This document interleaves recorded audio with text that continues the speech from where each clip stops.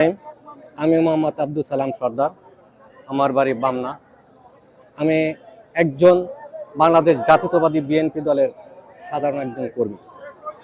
আমি বিএনপি আদর্শকে ভালোবাসি এবং বেগম খালেদা জিয়ার অনুসরণকে স্মরণ করি। তিনি আজকে চিরবিদায় হয়ে চলে গেছে। আমি তার পরিবারের সদস্যদের সমবেদনা জানাচ্ছি এবং আমার আন্তরিক থেকে তাকে অনেক গভীর শ্রদ্ধা ভালোবাসা দিয়ে আমি একটু কবিতা লিখতেছি। সেটা হলেই যিনি তারেক রহমান, উনি স্বদেশ প্রত্যাবর্তন 25শে ডিসেম্বর 2025 উপলক্ষে আমি একটু কবিতা আবৃত্তি করতেছি। আমি মোহাম্মদ আব্দুল সালাম সর্দার। স্বদেশ প্রত্যাবর্তন 2025। জননেতা তারেক রহমান আসছে বাংলাদেশে, সবাই বলে বাপকে বেটা, আসছে বীরের বেশে। লক্ষ লক্ষ জনতা স্বাগতম জানাইছে তারে, 300 ফিটে মঞ্চে বলছে বারে বারে, আল্লাহর রহমতে নবীরেনে চলবে দেশ, একবার সুযোগ পাইলে গর্বে দেশ মিলেমিশে।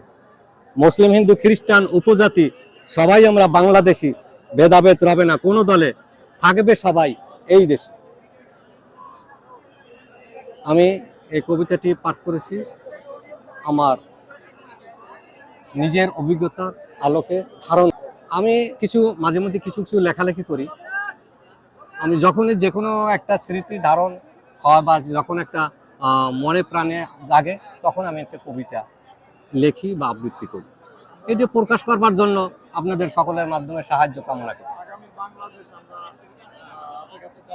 আমি আমি আমি বলতে চাই, আগামী বাংলাদেশ নতুন প্রজন্মের যারা নেতৃত্ব দেবেন, সঠিকভাবে নেতৃত্ব দেবেন এবং জনাব তারেক রহমানের আদর্শকে লালন করবে এবং তাকে ভালোবাসবে, দেশকে ভালোবাসবে, জনগণ তাকে ভালোবাসবে।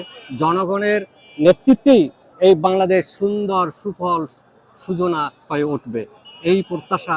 আমার ভাষণে আমি অনেক মুগ্ধ হয়েছি এবং সারা বাংলাদেশের মানুষ মুগ্ধ হয়েছে, দেশ ও জাতি সবাই মুগ্ধ হয়েছে। আমি তাকে অনেক অনেক শ্রদ্ধা সম্মান প্রদর্শন করি এবং ভালোবাসি।